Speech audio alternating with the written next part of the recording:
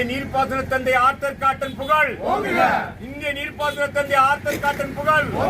இந்திய நீர்ப்பாசன தந்தை ஆர்தர் காட்டன் புகழ். இந்திய நீர்ப்பாசன தந்தை ஆர்தர் காட்டன் புகழ். காட்டன் புகழ். இந்திய நீர்ப்பாசன தந்தை ஆர்தர் காட்டன் புகழ். இந்திய நீர்ப்பாசன தந்தை ஆர்தர் காட்டன் புகழ். சர் ஆர்தர் காட்டன் புகழ். சர் ஆர்தர் காட்டன் புகழ். சர் ஆர்தர் காட்டன் புகழ். சுவாமிமலை விமல்நாதன், தமிழ்நாடு காவிரி உழவர்கள் பாதுகாப்பு சங்கத்தின் செயலர். முக்கொம்பிலே ஒரு கதவணையையும் அணைக்கரை பகுதியிலே கீழணையிலே ஒரு கதவணையை அமைத்து காவிரி சமவெளி மாவட்டத்தினுடைய தண்ணீரை வீணடிக்காமல் விவசாயத்துக்கு பயன்படுத்துவதற்காக தொலைநோக்கோடு திட்டங்களை நிறைவேற்றி தந்திருந்த சர் ஆர்தர் காட்டன் அவர்களுடைய 221வது பிறந்த நாள். அதனை நாங்கள் இன்றைக்கு கல்லணையிலே இருக்கின்ற அவருடைய திருவுருவச் சிலைக்கு அவருடைய பிறந்த நாளில் அவருக்கு புகழஞ்சலி செலுத்தியிருக்கின்றோம். மிகப்பெரிய திட்டங்களை தமிழ்நாடு மட்டுமல்லாமல் ஆந்திரா, மராட்டியம், ஒரிசா, மத்திய பிரதேச மாநிலங்களிலே பல லட்சக்கணக்கான ஏக்கர் சாகுபடி செய்வதற்கான நீராதாரங்களை, பல்வேறு கதவணைகளை ஏற்படுத்தி தந்திருக்கின்ற சர் ஆர்தர் காட்டன் அவர்களுக்கு இந்திய அரசு பாரத் ரத்னா விருதை வழங்க வேண்டும் என்று தமிழ்நாடு காவிரி உழவர்கள் நாங்கள் அவர் அரசை வலியுறுத்தியிருக்கின்றோம். அதற்கான பரிந்துரையை தமிழ்நாடு அரசு உடனடியாக செய்ய வேண்டும். அது மட்டுமல்லாமல் அவருடைய பிறந்த தினத்தினை நீர் மேலாண்மை தினம் என்று தமிழ்நாடு அரசு அறிவித்து அவருக்கு ஆண்டுதோறும் சர் ஆர்தர் காட்டன் அவர்களுக்கு அரசே விழா எடுத்து கொண்டாட வேண்டும் என்று தமிழ்நாடு அரசை நாங்கள் வலியுறுத்தி கேட்டுக்கொள்கின்றோம். மேகதாது அணை கட்டுறதுக்கான முயற்சிகள் நடந்துகிட்டு இருக்கு, உங்களுடைய கருத்து என்ன?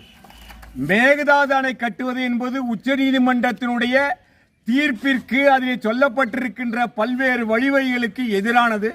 இதற்கு எந்த காரணம் கொண்டும் இப்பொழுது இருக்கின்ற இந்திய அரசாக இருந்தாலும் சரி, வர இருக்கின்ற புதிய இந்திய அரசாக இருந்தாலும் எக்காரணம் கொண்டும் அதற்கு அனுமதி தரப்படவே கூடாது. அதற்கு முழுமையாக தடை விதிக்க வேண்டும். மேகதாட்டிலே புதிதாக அணை கட்டப்படுமேயானால் தமிழகத்தினுடைய அனைத்து பகுதிகளும் இன்றைக்கு வறட்சியாக பாதிக்கப்படுகின்ற பாலைவனமாக மாறுகின்ற அவலநிலை இருக்கிறது. இதற்கு மாற்றாக கர்நாடகாவிலே அங்கே மேற்கு தொடர்ச்சி மலையிலே பெய்கின்ற மழை ஆண்டுதோறும் 2100 TMC தண்ணீர் மேற்கு தொடர்ச்சி மலையிலே பெய்து கர்நாடகாவிலேயே மேற்கு பாய்ந்து அரபிக்கடலிலே 2100 TMC தண்ணீர் ஒவ்வொரு ஆண்டும் வீணாக கலக்கிறது. எனவே மேகதாட்டு திட்டத்திற்கு ஒதுக்கி இருக்கின்ற நிதியினை மாற்றி கர்நாடக அரசு கர்நாடகாவிலேயே அங்கே இருக்கின்ற தண்ணீரை நீர்மேலேற்று திட்டம் மூலமாக ஹேமாவதி திட்டம் செயல்படுத்தினால் யாருக்கும் எந்த காலத்திலும் தொந்தரவு இருக்காது. 2 மாநிலங்களுக்கும் தேவையான தண்ணீரை பெற முடியும். அத்தகைய திட்டத்தின் மூலமாக மின்சாரம் உற்பத்தி செய்கின்ற வாய்ப்புகள், நிறைய தொழில்நுட்ப வாய்ப்புகள் இருப்பதாக பல அறிஞர்கள் இந்திய அரசிற்கு பலமுறை வேண்டுகோள் விடுத்திருக்கிறார்கள். அதை கர்நாடக அரசு இதுவரை செவிசாய்க்கவில்லை.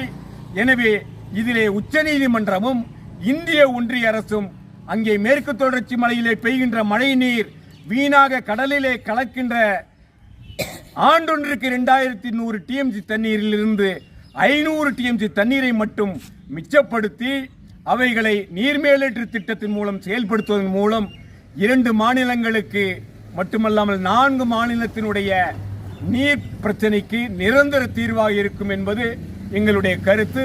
இதை உச்சநீதிமன்றம் கருத்திலே கொள்ள வேண்டும், இந்திய ஒன்றிய அரசு கருத்திலே கொள்ள வேண்டும், இதை தமிழ்நாடு அரசு வலியுறுத்த வேண்டும், நீதிமன்றத்திலே இதை கருத்தாக முன்வைக்க வேண்டும். காவேரி குண்டாறு திட்டம் இன்னும் நடைமுறையிலேயே வரலையே, அது பாதியிலேயே நிற்கிறதா சொல்றாங்க. உங்களுடைய காவிரி குண்டாறு திட்டம் என்பது சாத்தியமான திட்டம். அரசு அறிவிப்பு செய்ததோடு இருக்கிறதே தவிர அதற்கு தேவையான நிதியை ஒதுக்காமல் இருக்கிறது. அது மட்டுமல்லாமல் தென்னக நதிகளெல்லாம் இணைக்கப் போகிறோம் என்று அறிவிப்பு செய்தார்கள். இன்றைக்கு 10 ஆண்டுகள் ஆயும் கூட இதுவரை உள்நாட்டிலே இருக்கின்ற உள் மாநிலங்களிலே இருக்கின்ற நதிகளை கூட இணைப்பதற்கான எந்த ஒரு முயற்சியையும் இந்திய ஒன்றிய அரசு மேற்கொள்ளாமல் இருப்பது எங்களுக்கு வருத்தம் அளிக்கிறது. அவைகளெல்லாம் இணைக்கப்பட்டால் மட்டுமே எதிர்கால தண்ணீர் தேவையை நம்முடைய தமிழகம் தண்ணீரை அடைய முடியும்.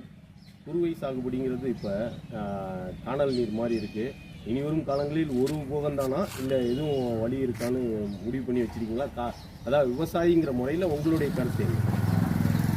இன்றைய காலகட்டத்தில் குறுவை சாகுபடி செய்வதற்கான சாத்தியக்கூறுகள் சிறிது கூட இல்லை. காரணம், வெறும் 52 அடி தண்ணீர் தான் இருக்கிறது மேட்டூரிலே. அதே நேரத்தில் வானிலை ஆராய்ச்சி மையத்தினுடைய கணிப்பு என்ன சொல்கிறது, எவ்வளவு தண்ணீர் கிடைக்கும்?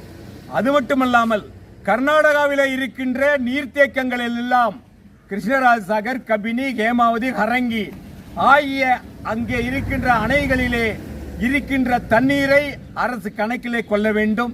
கர்நாடக அரசு ஒரு மிகப்பெரிய கள்ளத்தனத்தை செய்கிறது. என்னவென்றால், அங்கே அணைகளிலே தண்ணீர் தேக்கி வைத்தால் மட்டுமே நாம் கோருகிறோம் என்ற அடிப்படையில் அணைகளில் இருக்கின்ற நீரை அருகாமையில் 6000 புதிய ஏரிகளை ஏற்படுத்தி அணைகளிலே தண்ணீரை தேக்கி நிறுத்தாமல் அந்த தண்ணீரை மடை மாற்றி அருகிலே இருக்கின்ற ஏரிகளிலே நிரப்பிக்கொண்டு கர்நாடகா அதனுடைய பாசன பரப்பை, சாகுபடி பரப்பளவை அதிகப்படுத்தி கொண்டே இருக்கிறது. இதை உச்சநீதிமன்றம் கருத்தில் கொள்ள வேண்டும். அதை தமிழ்நாடு அரசு நீதிமன்றத்தினுடைய கவனத்திற்கு எடுத்துச் செல்ல வேண்டும். இவைகளெல்லாம் செய்தால் மட்டுமே கர்நாடகாவிலிருந்து தண்ணி வரும். இல்லை என்றால் நம்முடைய ஒட்டுமொத்த காவிரி சமவெளி மாவட்டங்கள் மிகப்பெரிய பாதிப்பு. இது விவசாயிகளுக்கான பாதிப்பு மட்டுமே அல்ல.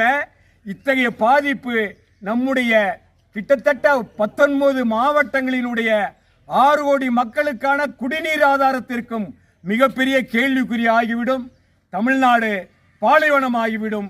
இதிலே தமிழ்நாடு அரசு மிக எச்சரிக்கையாக செயல்பட வேண்டும் என்று நாங்கள் கேட்டுக்கொள்கின்றோம்.